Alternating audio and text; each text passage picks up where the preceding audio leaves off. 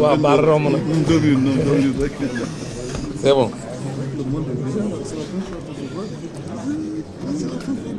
Voilà, merci. asalaamaaleykum mbokk yi xarit yi maa ngi leen di nuyu yéen ñëpp kenn ku nekk ci turam ak ci santam di nuyu ñi nga xam ni ñoom laa seqal tey waxtaan wi di nuyu l'ensemble des directeurs généraux yi nga xam si ñun ñoo seq waxtaan wi tey ak l'honorable député Cheikh Bara Ndiaye nga xam ni xalaat bu rafet bii nag ci moom la jóge ñuy wax tamit ni benn groupe la rek bu ñu jël pour ñu ñëw leeral parce que am na ay sénégalais yu naan ñu jarul woon ngeen di leeral mais dama jàpp ni boo ko seqeeg langue politique bi ak ñoo xam ni ci ay tappaleeg ak ay jaxase la ñuy xëy di ci gont kon li gën mooy bu ñu la taqalee nga leeral dina am solo ndaxte mën nañoo juumloo ñoo xam ne xëy na dañoo xamul kon ñu leeral am na solo loolu moo tax groupe bii ñëw mais mënoon nañoo jël ñeneen parce que loolu aussi dañ koy leeral c'est de façon arbitraire qu'on a choisi les gens qui devaient s'exprimer aujourd'hui dans cette conférence de presse donc tu dañu toog rek jàpp ni ñun ñoo war a wax au nom de la majorité mais dañu jàpp ni rek c'est des voix quand même qui sont autorisées pour leeral ku ci nekk ci sa xam-xam fi mu toll ak ñoom la ñu def parce que gis nañ leen démb lu ñu def dañoo def benn cartel de politiciens dugal ci benn màggatum avocat bu jóge France kon nag ñun ñu ñëw leeral loolu dina am solo parce que bu ñu dul leeral tamit comme ni ko waxee mën na lëndëmal yenn xel yi kon bi ma fi may door rek mooy pour won ñi naan régime président Bassirou Diomaye Diakhar Faye day jaay doole damay wax toujours ne manque de respect Bassirou Diomaye Faye weesul nga koy méngale ak Macky Sall taxaw di méngale président Bassirou Diomaye Faye di ko méngale ak Macky Sall loolu c'est lui manquer de respect gis nga fii ñu nekk nii biñ fiy dugg si j'ai eu des sueurs froides parce que lan la ma fàttali ngoon gi nga xam ni ci lañ jaayee doole Ousmane Sonko radié ko de la fonction publique en 2016 ci hôtel bii ñu nekk tey fi lañ defe woon conférence de presse bi ñun ñii ñu toog ñaan ci ñun ñu ngi fi ak le DG de Sogepa aujourd'hui Pouy ak ñeneen ñu toog di fésal li nga xam ne moo doon sunu naqar ci jaay doole bi Macky Sall doon jaay doole Ousmane Sonko ndaxte lan la ko wax ko ab rapport ba war a génne de mais ay quelques informations yu nekk ci ay rapport nga génne loolu lañ jël teg ko ci table ci ni ko yow fonctionnaire nga waroo génne benn information moom si ci biir administration bi la nekk loolu lañ ko taxa ñu dàq ko ci fonction publique moom Ousmane Sonko jaay ko doole en tant qu'inspecteur des impôts loolu ci kanamu sénégalais yépp ñu fekke ko kon tey buñ taxawee ñoom ñu ni rapport yi nga xam si moom la ñuy xaar dañ ko war a génne muy ay rapport yoo xam ñoom ba ñuy jiite réew mi dañ ne woon waxuma la nga génne rapport bi ne mais benn information bu ca nekk rek nga génne ko jar nañu dàq la ci jaay la doole ci sa liggéey kon où est la cohérence dans ce qu'ils sont en train de faire tey ñu ni nguur gi dafa war a génne ay rapport ba ñuy lim ni ñetti rapport man leen xanaa buy lim ñetti rapport sax la décence voudrait que mu dindi ci rapport Cour des comptes bi nga xam sénégalais yëpp am nañ ko seen téléphone xanaa la décence voudrait mais xam nga Olivier Sour moom comme ni nga ko waxee Olivier Sour moom dañ koo jëli tubaab rek ab tubaab bu perte la bu ñu jëli France ne ko kaay défendre ñu moom yoonam nekku ci xamul sax yan rapport a génn ak yu génn moom Olivier Sour xamul sax yan rapport la sénégalais yi yore ak yun yorul parce que sénégalais yi daan ko xeeb bu taxawee ni leen ñetti rapport lay laaj nee na day laaj rapport IGF day laaj rapport cabinet Mazars ak rapport Cour des comptes mais au moins mun na nangu ni rapport Cour des comptes Sénégal yëpp nga ko yore ñoom ba mu génnee ñoom waa APR lan lañu wax dañ ne rapport bi Cour des comptes defu ko ci site bi ndaxte kenn signé wu ko man leen may yéen wax caaxaan ngeen di wax boo xoolee site Cour des comptes rapport yi fa nekk yëpp amul c'est des rapports postés en ligne de façon électronique donc duñ ci def ay signature tey seen lan la seen avocat bi di wax moom Olivier Sour nee nañ ko benn chambre ñoo ko signé léegi jóge na ca la waa APR waxoon ne benn chambre ñoo ko signé mais kon comme chambre signé na ko mooy rapport bi am na. beneen bi mooy comme ni ko nit ñi leerale sànq te Bara Ndiaye leeral ko mooy IGF ñoom ay fonctionnaire u état lañ mais fonctionnaire u état bu defee liggéeyam ba pare mënu koo publier dañ ko koy tere. ñun ñii sama gars yi xam nañ li may wax ñun dañoo am ay conseil d'administration sa contrôleur ou sa auditeur interne yow DG Port wala DG 3PT est-ce que sa auditeur interne am na droit auditer au niveau interne sa gestion ba nag dem génn publier ko dans les réseaux su ko defee du fa fanaan dañ koy dàq dañ koy tere. donc IGF ay fonctionnaires yu def seen rapport la dañ koy jébbal Cour des comptes ñoom seen liggéey wàcc na du ñoom ñoo koy publier mais Cour des comptes mi nga xam si moom dañ ko imposer mu publier dafa publier. kon loolu bu ko ay avocat Macky Sall di laaj c'est parce que dañuy tappale ay caaxaankat lañ xam nañ ne loolu mënta nekk IGF mënta publier rapport. le cabinet Mazars également c'est un cabinet privé boom dañ ko choisir pour mu def rapport ma dégg Aïssata Tall Sall ni léegi yéen comme nee ngeen da ngeen a gis det yi ba pare lu tax ngeen di jël ku leen ko wëral déedéet wutuñu ku ko wëral ku ko certifié la ñuy wër maanaam comme IGF moo wax ni dañu juuj njaaj moo ca amoon ñu am det boo xam ni li ñu waxoon ni moom lañ lépp biñ demee ñu saytu ko dañoo gis ni lañ wax ëpp na ko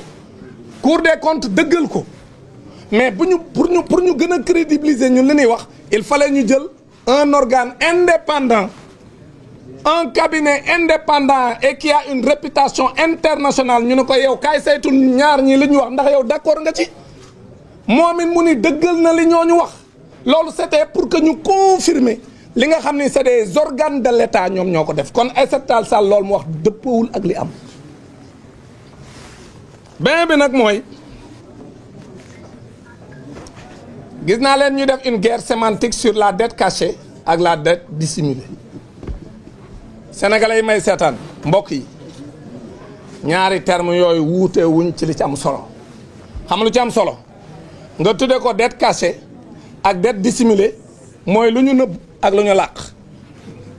weesul loolu ci wolof bu ñu la nee yow da ngaa làq mbir mi ak da ngaa nëbb mbir mi différence ba bëriwul mooy fexe nga rek ba bu ko kenn gis amul benn différence nëbb nga ko làq nga ko rek la ci wolof pour ñu leeral ko sénégalais yu ñuy seetaan te comme niñ koy waxee ma dégg ñu ni dette cachée mënta nekk ma jox leen exemple bi ma leen jox ma ni leen yow borom kër mën ngaa am sa soxna weer wu ne nga ne ko lii laa am mooy dugg ci kër gi ñu mën koo tuddee le PIB de la maison nga ne ko man maay liggéey ci kër gi yow liggéeyoo sama doomi tamit commencé guñ liggéey 500000 laa am salaire 300000 yii la ñuy dundee li ci des moom laay fayee location bi ñu dëkkee nii ak ndox meeg courant bi moom mu jël 300000 yooyu nga ko jox au lieu mu yem ca di ca togg añ ak reer ak ndékki ba weer wi jeex chaque jour mu dem ca boutique ba bindu ca kaye ba te du fay téye xaalis bi di ci def leneen dem ca ka yore natt ba ca koñ ba dem leb ca ba noppi yëgalu ko borom kër gi te borom kër googu moom mooy sénégalais yi mooy askan wi nag bu ñu ko waxee mooy celui qui représente le peuple la représentation nationale mooy l'Assemblée nationale. Assemblée nationale booy leb ci réew moom moo lay wax la autorisé naa la pour nga leb mais mënoo tëb rek dem leb borom kër gi tamit moom soxnaam buy lebi di dolli ci kër gi borom kër gi da ko war a yëg. maintenant nag comme borom kër gi yëgu ko muy leb di leb mais kër gi gën a neex parce que ñëpp gisoon nañ ne Macky Sall lu ne mi ngi ko doon def Sénégal mais gars yi naan mais Macky Sall xaalis bi muy defee nii fu mu ko jëlee ba noppi nag di déclarer ay montants yoo xam ne ñëpp xam nañ ne li muy déclarer wuute na lool ak li muy def mais c'est la même chose ndaw soos aussi loolu lay def day leb su lebee ñëw andi ci kër gi genn lenn li ci des muy maye bu demee am xew am ci koñ bi wala ci ab dëkk boo am ay mbokkam lañ bu demee mooy yàq dafa xaalis ñu ne kii de jabaru ji diw ji de am na doole. waa léegi loolu lépp su koy def di ko def ba mu yàgg nag ñam doon leb yëpp ñëw ci kër gi ni borom kër gi sa soxna si daf maa leb xaalis damaa bëgg mu fay ma ñoom ñëpp ñëw taxaw waa léegi borom kër ga xulóog moom ñu taqali ko bis bu nekk teewul nit ñaa ngi ñëw naan ko man ameel na ma mais loolu mooy dette cachée bi maanaam ba mu koy leb yëgalu ko borom këram mais fii tamit bi Macky Sall di leb loolu lépp moom gouvernement mi yëgalu ko assemblée nationale mi ko war a autoriser pour mu def ko mais loolu ñu wax ko am ñu ne waruñu koo wax mais jàpp naa ne nit booy jiite am réew da nga leen a war a wax dëgg loolu moo tax régime bii wax nit ñi dëgg dire la vérité aux Sénégalais dire la vérité à tous ceux qui sont les bailleurs wax ñi nga xam ñoom ñoo doon lebal Sénégal xaalis fan la sunu bor toll parce que loolu mooy tax transparence am loolu mooy tax ëllëg bu ñu demee ba bëgg a def ay changement ñu mën a xam fan taxawaay la ñuy am mais suñ ko nëbboon Sénégalais yi ñun régime bi ñu dem ba ci benn jamono Sénégalais yi découvrir ko mën nañoo wax sax ni leen li ñun ñoo ko fi andi kon nag loolu moo tax régime bi jël ay responsabilités wax li nga xam moo ci am maintenant aujourd'hui li ñëpp seetlu mooy jël nañ Olivier Sur ñu ne ko demal Sénégal nga tuur leen lëndëm parce que en réalité man guleet ma gis koo xam ne kenn toppagu la ngay jëli ay avocats yi lay défendre mais Macky Sall kenn toppagu ko mais léegi yow ku moom xar mi rek nga bàyyi buum gi ne non non man sàccu ma ko Macky Sall kenn néewagu ko fii bii yoon nga jëm wala bee yoon nga jëm kenn interpellé gu ko léegi kon kañ ngeen mos a gis koo xam day jël ay avocats yu koy défendre alors que moom kenn toppagu ko pour nga jël ay avocats yi lay défendre da ngay moo tax am na ku ne ma avocat yeeg war a tontu ma ne ko yan avocat Macky Sall kenn toppagu ko ñun ñoo koy défendre ñun ñoo koy tontu parce que ñoom li ñu def c'est une erreur dans la communication li ñu def moo tax j'ai compris Juan Branco qui dit que ñoom dañoo jébbal seen bopp parce que en réalité yow xuux rek nga daw Macky Sall kenn toppagu ko kon léegi moom lan lay doyee avocat yu koy défendre léegi nag aujourd'hui xam nga loo ciy jàppee ci loolu mooy Macky Sall ci boppam xam na ni def na njombe Sénégal Macky Sall dafa rey sénégalais yi lu ëpp 80 personnes la rey doog a dem lépp pour bëgg a imposer def 3e mandat Macky Sall dafa jël alalu askan wi mu randal ko yàqte ko def pasare ko moom ak ay nitam Macky Sall dafa toroxal sénégalais yi parce que ndóol gi sénégalais yi nekk actuellement Macky Sall moo ko fi indi doog a dem parce que après moi c'est le déluge loolu la bëggoon waaw léegi nag Macky Sall loolu bu ko defee xam nañ dañ koy woo moom il le sait léegi nag moo tax moom aujourd'hui lépp li muy def mooy il jette ses dernières cartes parce que xam na ni tôt ou tard fa mu jëm ak nguur gi xam na ni du yomb parce que nguur gi du làq kenn comme niñ ko yàgg a waxe waaw léegi nag aujourd'hui quand Macky Sall est dans cette situation donc mu ñëw ni day jël Olivier Sur ma wax sénégalais yi ni leen il a toujours été l'avocat du diable Olivier Sur bi Blaise Compaoré rayé ki nga xam ne référence la en Afrique Thomas Sankara moom mii bokk na ci ñi nga xam ñoom ñoo ko doon défendre et il a perdu donc c'est un avocat boo xam ni chasseur de prime la li ko intéressé mooy ñëw ñu jox ko ci millions parce que xam na ne Macky Sall ak régime moom yore nañ ay milliards comme ni ñu koy waxee ñun tout le temps c'est des opposants milliardaires dafa ñëw pour lekk wàllam ci milliards yi bala ñu leen a jàpp Olivier Sur dafa ñëw lekk wàllam ci milliards yi bala ñoo jàpp gars yi parce que man li ma gëm mooy Macky Sall dañ ko war a jàpp parce que loolu la sénégalais yi bëgg boo génnee ci mbedd mi dañ naan la lu ngeen di xaar pour jàpp Macky Sall ak njombe li mu fi def yëpp mënta toog ca Marrakech di noncer suñuy milliards dañ ko war a indi ci réew mi te pour la première fois ma gis ko xam ne yow nee nga da ngay ñëw défendre sa bopp mais na ñëw défendre boppam ci Sénégal il n'a qu'à venir au Sénégal ñëw défendre boppam moom Macky Sall bu dee li muy wax dëgg la ci moom bu dee deful dara lan lay ragal na ñëw Sénégal ni fi cëpp daal di wàcc AIBD ñëw taxaw ni moom day ñëw défendre ànd ak ay avocats ak ay politiciens yi ànd ak moom mu ñëw ni day défendre lu tax Macky Sall mënul def loolu man su ma déggee ñu naan Macky Sall est l'opposant le plus dangereux pour le régime man leen bala ngay nekk un danger pour le régime da ngay ñemee ñëw ci réew mi Macky Sall dafay ñemee ñëw bay nekk opposant bu dangereux beneen bi mooy aujourd'hui il faut ñu xam ni APR li nga xam ne am na démb seen siège bi day wane ni régime bii nag régime bu baax la parce que Macky Sall musta may ab avocat bu jógee à l'étranger Juan Branco exemple la ci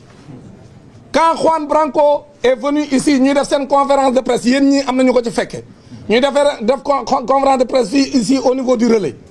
mais bi mu yegsee lan lañ ko def dañ ko exfiltrer parce que dañoo ñëw am information que ñu ngi koy jël si ci biir conférence de presse bi moom Olivier Sur kenn jëliwu ko dañ koo bàyyi mu toog wax ba géex wax ay waxi caaxaanam dem yoonam bi mu paree ñu dem ci ay télé ñu koy invité muy wër ci télé yi di wax te kenn jàpp ko alors que Juan Branco bi mu paree ci conférence de presse bi relais dañ koo jël le maire des Parcelles Assainies ak le maire Pape Sow bu Sangalkam ñoom ñoo dem di ko làq di ko wër ba dugal ko ci gaal yóbbu ko Mauritanie pour mu jaaree fa daw kon nag foofu day wane ne booba dictature moo am Sénégal un avocat Sénégal ak France am loo xam convention la seen biir ba avocat bu nekk France am na droit plaider fii avocat bu nekk fii Sénégal am nga droit plaider France léegi moom Juan Branco am droit ñëw Sénégal plaider pour Ousmane Sonko ñu ñëw xañ ko yamuñu ca ñu dem di ko dàqi ba Mauritanie dem kar ko andi ko tëj ko fii Rebeuss ba noppi nag toroxal ko fii ci Rebeuss mais est-ce que ñun def nañ loolu Olivier Sur dañ ko bàyyi mu wax lu ko neex wax ba géex dem yoonam loolu rek wan na différence entre le régime du président Bassirou Diomaye Diakhar Faye et le régime du président Macky Sall bokkuñu ku leen di tëkkale da nga xam kon Olivier Sur ce qu'on doit lui dire c'est qu'il comprenne que le Sénégal n'est pas une république bananière que nous ne sommes pas une république de complexés. Il y a un changement de paradigme au Sénégal et que le Sénégal aujourd'hui est dirigé par des hommes et des femmes qui sont fiers d'être sénégalais, qui n'ont aucun complexe envers l'Occident, qui n'ont aucun complexe envers la France. C'est ça que Olivier Sur doit comprendre. Qu'aujourd'hui, si on l'a pris pour être un sorcier blanc, pour venir nous rappeler que nous étions donc des colonisés, que cette époque est révolue et qu'il y a un changement de paradigme et qu'à la tête du pays, nous n'avons pas des laquais, mais que nous avons des gens qui comprennent les enjeux du monde et qui veulent un respect pour le pays et qui sont fiers d'être sénégalais et qui veulent construire un État moderne, un État souverain, un État prospère et un État juste. C'est ça que nous sommes en train de construire dans ce pays. C'est ça qu'Olivier Sur doit comprendre. Que s'il pense qu'il peut manipuler les Sénégalais et s'il pense que ce complexe qui a toujours existé entre le colon et le colonisé, que ce complexe-là continue à exister au Sénégal, c'est parce qu'il ne comprend pas. Il faut lui dire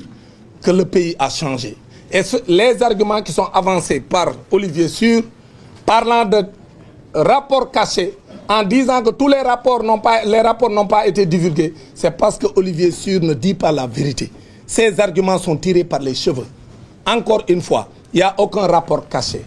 Ce qu'il y a aussi, c'est qu'on a respecté tout ce qu'on a comme réglementation dans ce pays depuis 2012. Quand il y a un changement de régime, il faut auditer les comptes. Et on a audité les comptes. L'inspection générale des finances a produit son rapport. Ensuite, la Cour des comptes, ça a été certifié par un cabinet privé, le cabinet Mazars. Aujourd'hui, le FMI,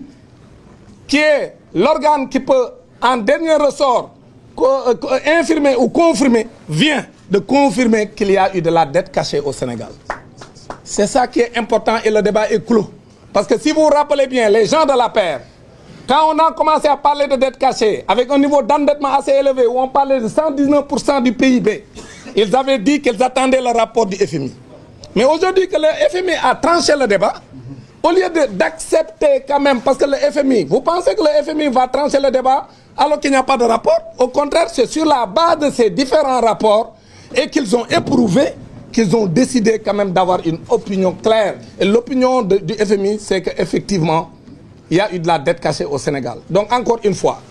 nous les Sénégalais, nous devons être fiers. Nous devons être fiers d'avoir un régime qui dit la vérité aux Sénégalais. Nous devons être fiers d'avoir un régime qui est aux côtés des populations et qui est là pour servir quand même de transition pour montrer que ce qui s'est passé ces 12 dernières années-là sous Macky Sall, ça ne va plus se passer dans notre pays. Et c'est ça qui doit nous rendre fiers. Quand nous, dañu war a sant yàlla parce que ce régime Macky Sall continué woon ci réew mi dinañ toog fii ñu ngalaab ñi ñun Sénégalais yëpp kon nag ñun dañoo war a sant yàlla bi ay ab génération taxawee xeex pour jëlee fii Macky Sall parce que Macky Sall su fi continué woon nekk musiba dinañu dal kon nag li nga xam ne moo am mooy ñoom ils sont dans la manipulation ñenn ci ñoom dañoo tiit parce que Macky Sall ak ñim àndal xam nañ ni parce que ña toogoon ca table ba wër Olivier Sur yëpp xam nañ ne buñ defee la ñu war a def ñoom ñëpp ci kaso bi leen jëm Macky Sall ci kaso bi ñu nekkoon ci wër table ba tamit ñoom ñëpp ñu bari ci ñoom ci kaso bi léegi nag man li ma gëm mooy l'APR dañ ko war a dissoudre APR dañ ko war a dissoudre APR dañ ko war a dissoudre parce que lu tax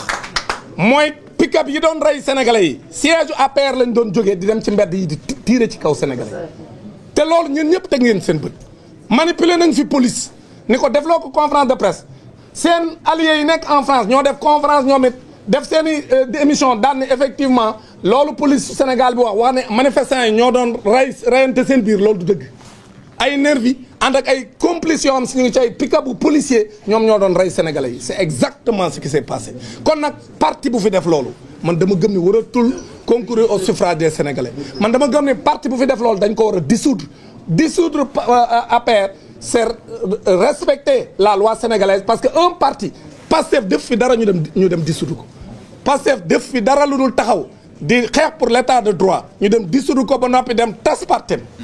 dañoo ba noppi dem tëj siège am dañoo dissoudre Pastef ba noppi tëj siège am waa léegi APR nag c'est la même chose aujourd'hui lañ ko def aujourd'hui ñun dañoo am ay raison parce que boobu ñoom bi ñu koy def dañu doon jaay doole mais ñun buñ ko dee def duñu jaay doole man dama gëm ne APR dañoo war a tas parti bi kenn ku bokk ci APR waratu la présenté wu ci benn élection tant que mi ngi présenté wu au nom de l'APR bu présenté woo ci leneen nag mën na nekk candidat beneen bi nag mooy APR comme siège la boo xam ne ci tappale la nekkoon pendant toutes ces années là di fa organiser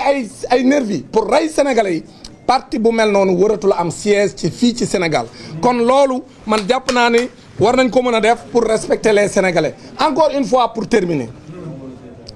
dañu bëgg a wax ni tey li ñu andi fii mooy leeral